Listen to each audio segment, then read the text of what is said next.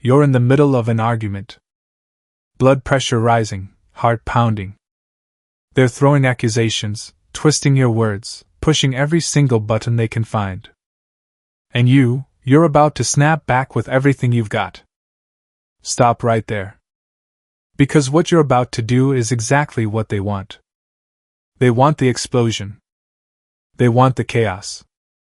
They want you to lose control so they can point and say, "See, I was right about you." But here's what Machiavelli understood 5 centuries ago that most people still don't get today. The person who controls their reaction controls the entire conversation. The person who masters their response doesn't just win arguments. They make arguments irrelevant. Think about it. Every time you've walked away from a heated exchange replaying what you should have said, you already lost. Not because your points weren't valid, but because you were playing their game by their rules on their battlefield. Machiavelli didn't waste time defending himself to fools. He didn't justify his position to people who already made up their minds, and he definitely didn't give emotional ammunition to his enemies. Instead, he wielded something far more powerful than anger or volume: strategic silence and calculated responses. See, most people think winning an argument means having the last word, the loudest voice, or the sharpest insult. Wrong. Dead wrong. Winning means walking away with your dignity intact, your reputation enhanced, and your opponent looking foolish without you ever raising your voice. That's power. Real power. In the next few minutes, I'm going to share 6 strategic responses straight from Machiavellian philosophy that will end any argument instantly. Not by fighting harder, but by fighting smarter. Not by saying more, but by saying exactly what needs to be said and nothing else. These aren't feel-good techniques. These aren't about being the bigger person or taking the high road for moral points. This is pure strategy. This is about dominance through discipline. This is about becoming the kind of person people think twice before challenging because they know they won't get the reaction they're fishing for. You're here because you're done being reactive, done being caught off guard, done replaying conversations in your head, wishing you'd handled things differently. You want to be untouchable. You want to be 3 steps ahead. You want people to realize mid-argument that they've already lost before they even started. Good. That's exactly where we're going. Machiavelli said, "Never attempt to win by force what can be won by deception." But I'd add to that, never attempt to win by emotion what can be won by control. Let's begin. Number 1, the benevolent spotlight. Here's what most people do when someone attacks them. They defend. They explain. They justify. They try to prove the other person wrong. And that's exactly the trap, because the moment you start defending yourself, you've already accepted the premise that you need to be defended. You've already stepped into their frame. You've already given them power. Machiavelli knew something critical. The person asking the questions controls the conversation. So instead of answering their attacks, you redirect the spotlight back onto them. But here's the twist. You do it with concern, with care, with what looks like genuine benevolence. Let me show you how this works. Someone confronts you aggressively. You always do this. You never think about anyone else. You're completely selfish. Your instinct. That's not true. I always stop. That's defensive. That's weak. That's exactly what they want. Instead, you say, "It sounds like something's really bothering you. What's actually going on? Watch what just happened." You didn't defend. You didn't deny. You didn't engage with their accusation at all. Instead, you shifted the entire dynamic. You went from defendant to concerned observer. You took their weapon and turned it into a cry for help. And here's the beautiful part. They have nowhere to go from there. If they double down on the attack, they look unreasonable. If they actually answer your question, they've abandoned their aggressive position, and you're now in control of where the conversation goes. This is the benevolent spotlight. You shine the light back on them, but you do it in a way that makes you look like the mature, composed, emotionally intelligent person in the room. Someone accuses you in public. You're just trying to make yourself look good. This is all about your ego. You respond, "I'm sensing some real frustration here. Help me understand what's behind that so we can figure this out." You didn't admit guilt. You didn't argue. You didn't get defensive. You just made them explain themselves while you remain calm, collected, and in complete control. Machiavelli understood that appearing virtuous is often more valuable than being virtuous. And nothing makes you appear more virtuous than responding to aggression with what looks like compassion and understanding. But let's be clear about what this actually is. It's strategy disguised as empathy. You're not really asking because you care about their feelings in that moment. You're asking because it disarms them completely. You're asking because it makes them look petty if they continue attacking.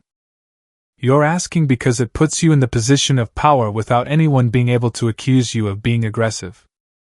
This works in any confrontational situation. Anywhere someone is trying to provoke you into a reaction, the benevolent spotlight flips the script. Someone challenges you publicly. Interesting take. What's driving that perspective? Someone tries to embarrass you. You seem pretty invested in this. What's really going on? Someone attacks your character. I'm noticing some intensity here. Walk me through what you're actually upset about. Every single time you're doing the same thing, refusing to play their game while simultaneously making them look unreasonable if they continue. And here's what happens next. Either they back down or they escalate and expose themselves as the problem. Either way, you win. The benevolent spotlight isn't about being nice. It's about being strategic. It's about understanding that the person who stays calm while appearing concerned always has the upper hand over the person who's emotional and attacking. This technique requires practice.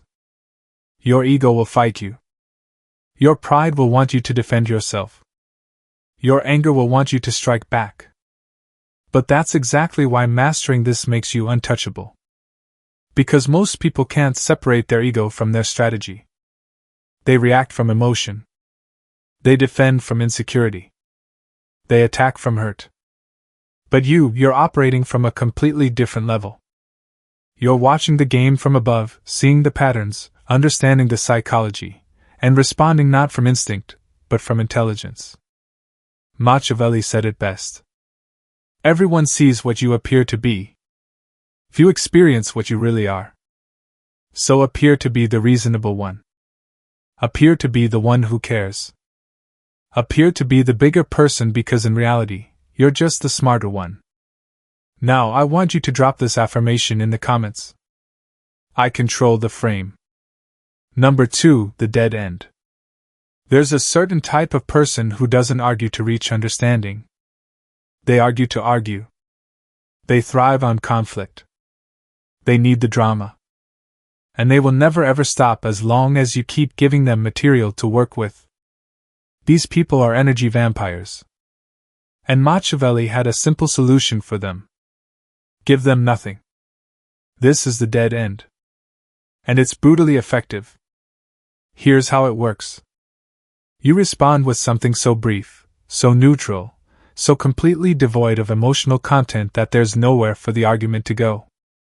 You don't deny. You don't defend. You don't explain. You just stop the momentum completely. Someone says you're always like this. You don't respect anyone. You're completely irresponsible. The dead-end response. Okay, that's it. Just okay. Watch their brain short-circuit. They were ready for a fight. They loaded up all their ammunition. They prepared for your excuses, your justifications, your counterattacks, and you just gave them nothing. Okay, that's it. Where's the argument? Where's the drama? Where's the satisfaction? There is none. You just ended it. Now, this isn't passive-aggressive. This isn't dismissive in a way that escalates things. It's stated calmly, neutrally, with zero emotional charge. You're not saying okay with attitude. You're saying it like you're acknowledging that they spoke words and those words have been received. What this does psychologically is fascinating. It removes all fuel from their fire. Arguments need two participants. Combat needs an opponent. Drama needs someone willing to engage in the performance. And you just refuse to perform. Machiavelli understood that sometimes the most powerful move is the move you don't make, the battle you don't fight, the bait you don't take. Let me give you more examples because this technique has variations. Someone confronts you with accusations. I understand you feel that way. Notice you're not agreeing they're right. You're not disagreeing. You're simply acknowledging their feeling exists. Dead end. Someone tries to provoke you with an insult. If you say so, you're not defending yourself, you're not attacking back, you're just ending it. Someone tries to drag you into drama. That's one perspective. Again, you're not engaging with the content. You're not validating it. You're not fighting it. You're just closing the door. The dead end works because it requires something most people lack. Discipline. It's hard to stay quiet when someone is attacking you. It goes against every instinct. Your ego wants to defend. Your pride wants to strike back. Your emotions want release. But that's exactly why this is powerful. Because when you can control that impulse, when you can sit in the discomfort of not defending yourself, not explaining yourself, not justifying yourself, you become untouchable.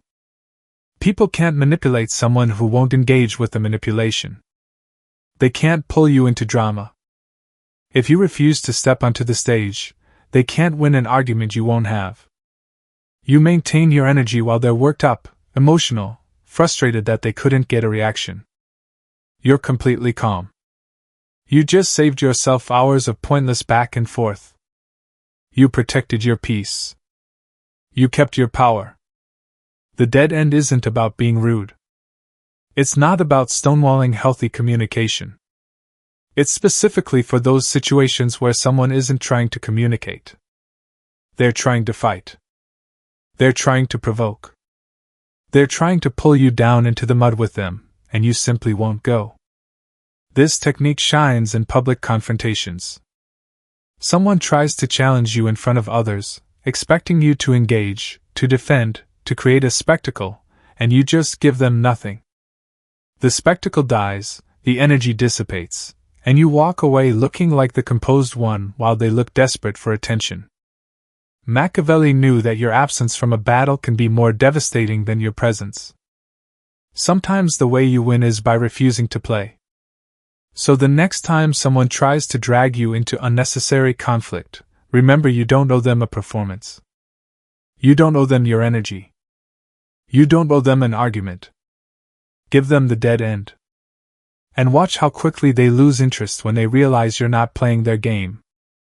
I want you to drop this affirmation in the comments. I refuse the game. Number 3, the analytical pause. Speed kills. Not in the way most people think, but in arguments. Reacting too quickly is how you lose. When someone says something inflammatory, accusatory, or designed to get under your skin, your brain wants to fire back immediately. That's biology. That's survival instinct. That's your nervous system detecting a threat and preparing to fight. But Machiavelli didn't survive the brutal political landscape of Renaissance Italy by reacting on instinct. He survived by thinking 3 moves ahead. And that's exactly what the analytical pause does. It buys you time to respond strategically instead of reacting emotionally. Here's the technique. When someone says something that would normally trigger you, you pause visibly, deliberately, and then you say something like, "That's interesting. Give me a second to think about what you just said." That's it. But what just happened beneath the surface is extraordinary. First, you stopped your own emotional hijacking. That pause, That little break in the conversation interrupts the automatic pathway from trigger to reaction. It gives your prefrontal cortex time to come back online. It lets you respond from intelligence instead of emotion. Second, you completely shifted the power dynamic. The person who just attacked you was expecting an immediate reaction. They wanted you flustered, defensive, emotional. Instead, you're treating their attack like it's a chess problem worth analyzing. You just elevated yourself above the emotion of the moment. Third, you created tension. That silence, that space where your thinking makes them uncomfortable. They're waiting for your response. They're wondering what you're going to say. They're no longer in control of the tempo. You are. Let me show you how this plays out in real situations. Someone says, "You really screwed this up. I can't believe you'd be so careless." Instead of, "I didn't screw it up. You don't know what you're talking about." You say, let me think about that for a second. Pause. Actually, pause. Count to 3 in your head. Walk me through specifically what you think went wrong. You just did something most people never do. You created space between stimulus and response. And in that space, you found power. The analytical pause works anywhere. Someone confronts you, your fingers are itching to respond immediately. Don't wait. Even if it's just a moment, let yourself cool down. Let your strategic mind catch up to your emotional mind. Then respond with, "I want to make sure I understand this correctly before I respond. Give me a moment to process what you're saying." You're not running away. You're not avoiding. You're taking control of the pace of the conversation, and pace is power. Machiavelli understood that the person who controls their timing controls the outcome. Wars aren't won by the side that strikes first. They're won by the side that strikes at the right moment. Same with arguments. The right response delivered too quickly loses its impact. The right response delivered after a pause. Devastating. But here's what makes this technique truly powerful. During that pause, you're not just calming down. You're strategizing. You're asking yourself, what does this person actually want from this interaction? What would upset the most? Engagement or indifference? Is this worth my energy, or should I give them the dead end? What response would end this fastest while maintaining my dignity? That pause isn't empty time. It's strategy time. It's the difference between reacting like everyone else and responding like someone who's several levels above the game being played. And when you do finally respond, it comes from a place of choice, not compulsion. From power, not panic. From strategy, not survival. People respect the person who can take a verbal hit and not immediately swing back. It signals strength. It signals control. It signals that you're not easily manipulated by emotional tactics.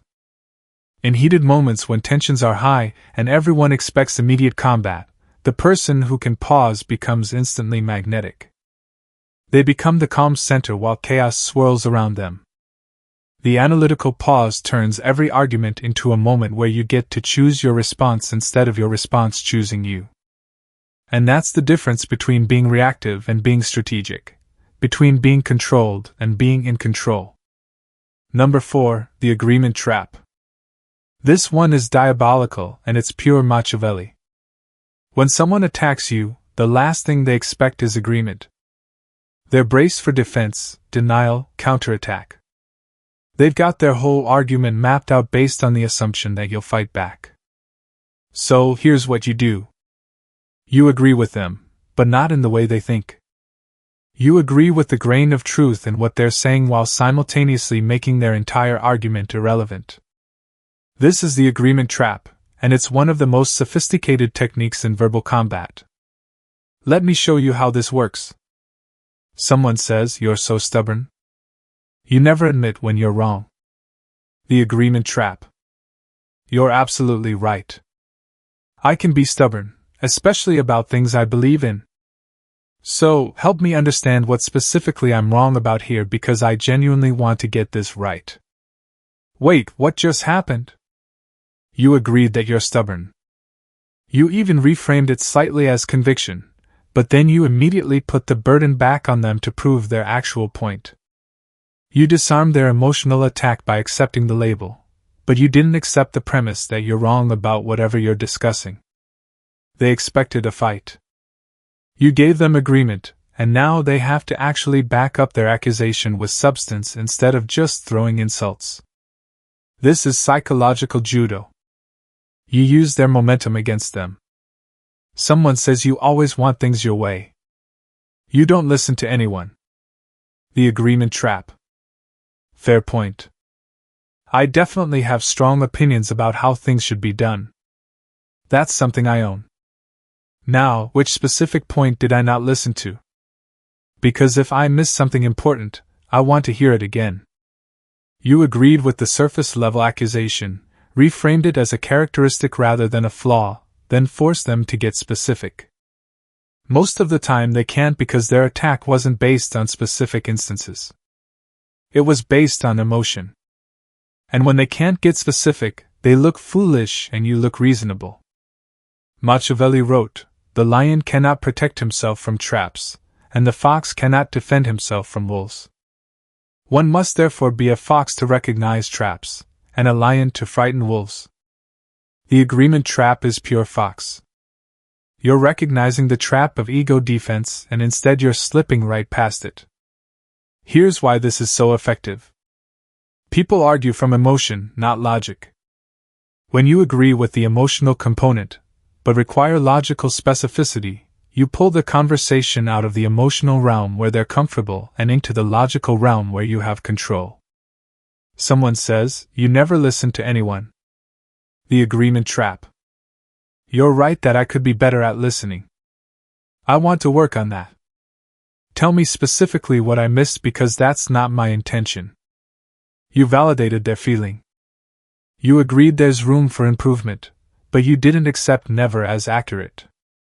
And you put the conversation on a constructive path where they have to articulate specific instances rather than make sweeping accusations.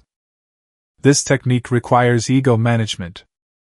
You have to be secure enough to accept criticism without your identity crumbling. You have to understand that agreeing with part of something doesn't mean accepting all of it. But when you can do this, when you can hear you're arrogant and respond with, "I can see why this particular situation might come across that way. Walk me through what you're seeing." You've just won without throwing a single punch. The agreement trap works because it removes resistance. Arguments need resistance. They need someone pushing back so the other person can push harder.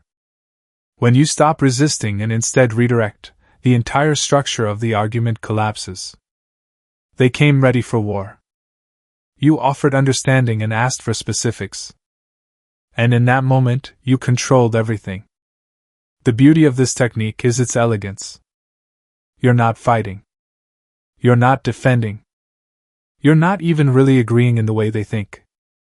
You're accepting surface truth while demanding substantive depth. And most people can't deliver that depth because their attacks were never about substance.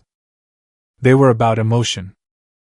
Machiavelli knew that sometimes the fastest way to defeat an enemy is to confuse them by becoming something they didn't prepare for. The agreement trap does exactly that. You become the reasonable person who's open to feedback and focused on understanding. And they become the person who's just attacking without substance. Game over. Drop this affirmation in the comments. I redirect their energy. Number 5, the intent reveal. Most arguments aren't actually about what they're about. Someone's yelling about one thing, but it's really about something completely different. Someone's attacking your character, but it's really about their own issues. Someone's criticizing your approach, but it's really about their need to feel superior. Machiavelli understood that people's stated reasons are rarely their real reasons. And when you can identify and expose the real reason, the actual intent behind the attack, you don't just end the argument, you end future arguments before they start. This is the intent reveal, and it's surgical. Here's how it works. Instead of engaging with the surface-level complaint, you name the underlying emotion or motivation driving it. You pull back the curtain. You say the quiet part out loud, but, and this is critical, you do it without malice. You do it with the calm observation of someone who sees the game being played and simply isn't going to play it. Someone says, "Why do you always have to act like you know everything?" Most people respond to the content, "I don't act like I know everything." That's not fair. But that's not what's actually happening. What's actually happening is the other person feels intellectually threatened or invalidated. The intent reveal it sounds like you're feeling like your perspective isn't being valued. Is that what this is actually about? You just bypassed the accusation entirely and went straight to the emotional core. And when you do this, one of two things happens. Either they recognize themselves in what you just said and the conversation shifts to something real and productive, or they double down and expose themselves as someone who's just attacking for the sake of attacking. Either way, you win. Let me give you another example. Someone says, "You think you're so much better than everyone else." Surface response, "No, I don't." Why would you say that? Intent reveal response. This feels like it's coming from somewhere deeper. What's really bothering you? You just reframed an attack as an opportunity to address the real issue. You exposed that maybe, just maybe, their accusation reveals more about their insecurity than your behavior. The intent reveal is about calling out the subtext without being confrontational. It's about naming what's really happening in a way that forces honesty. Someone says, "You've changed. You're not the same person anymore." Intent reveal. It sounds like my growth is making you uncomfortable. Is that what this is about? You just named their discomfort and refused to apologize for your evolution. You didn't defend your changes. You identified their resistance to those changes. Machiavelli wrote extensively about seeing through people's masks to their true motivations. He knew that power comes from understanding what people actually want versus what they say they want. When you deploy the intent reveal, you're demonstrating that level of perception. You're showing them that you see deeper than the surface, that you understand the game, and that you're not going to engage with the puppet show.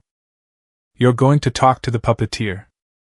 This technique requires two things. First, genuine emotional intelligence to correctly identify what's really going on. Second, the courage to name it directly instead of dancing around it. But when you get it right, it's like diffusing a bomb.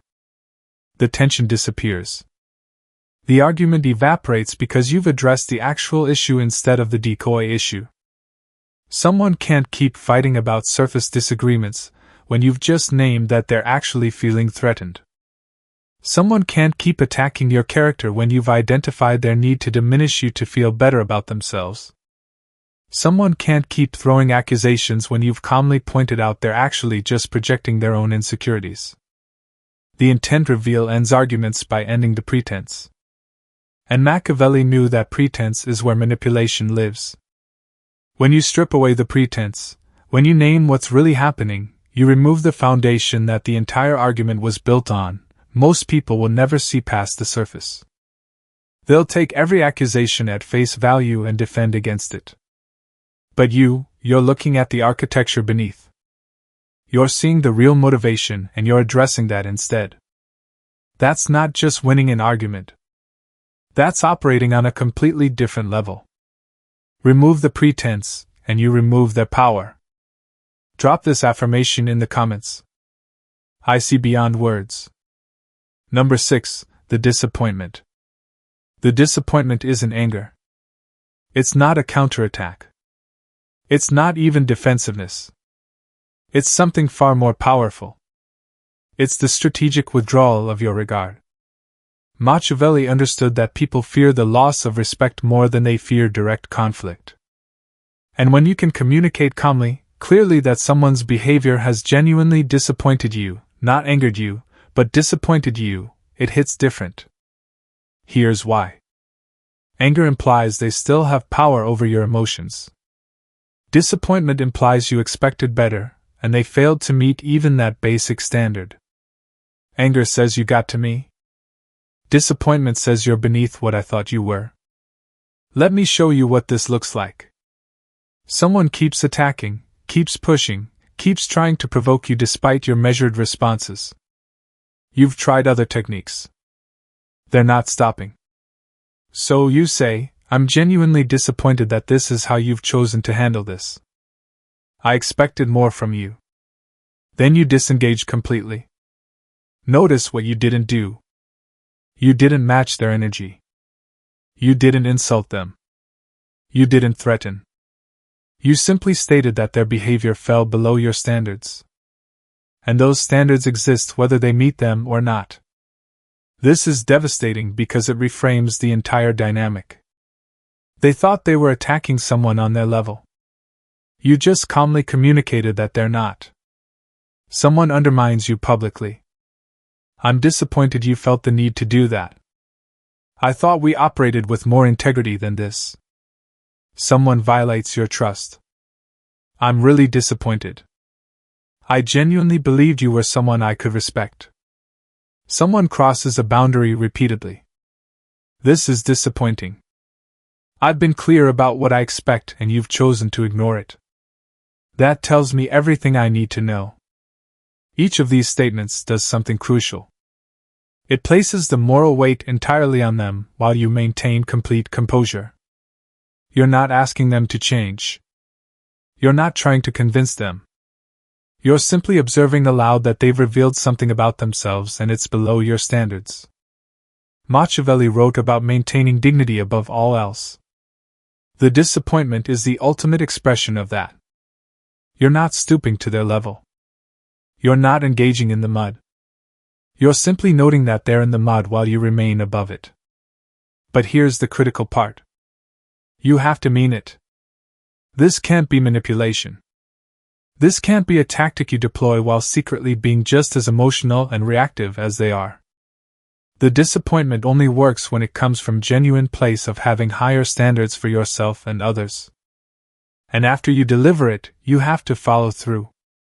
You can't say you're disappointed and then continue engaging as if nothing happened. The disappointment requires consequences, even if that consequence is just your reduced investment in that interaction. Someone who's disappointed doesn't keep arguing. They don't keep explaining. They don't keep trying to convince. They simply adjust their expectations and behavior accordingly. This is why it's the nuclear option. It's not just ending an argument.